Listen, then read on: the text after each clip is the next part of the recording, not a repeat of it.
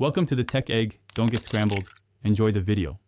You need an iPhone with Face ID and iOS 13 or later. Once confirmed, open Messages or FaceTime to create your Memoji. Tap the new Memoji plus button to begin shaping a face. Start with skin tone, freckles, and blush because that sets the base. Make intentional choices now, they carry through all expressions. You'll adjust hair, eyes, and head shape next. This early setup matters because proportion and tone affect how the Memoji tracks your face in live use. Now customize the complex details. Hair, eyebrows, eyes, nose, and mouth. Use the available sliders to fine-tune size and position. Add accessories like glasses, hats, piercings, and pick colors. These choices change silhouette and personality.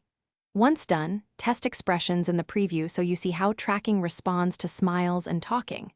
If something looks off, go back and nudge proportions a bit. These middle steps define realism, so take time to balance bold choices with finish by tapping done to save your Memoji. After that, you can use it in Messages, FaceTime, and camera effects instantly.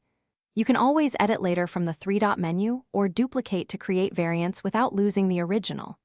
If tracking seems jittery or unresponsive, make sure the true depth camera is unobstructed, toggle Face ID off/on in settings, or restart the app. As a quick fix, check camera permissions and lighting. Better lighting dramatically improves tracking accuracy. Thanks for watching. Consider subscribing if I helped unscramble your problems.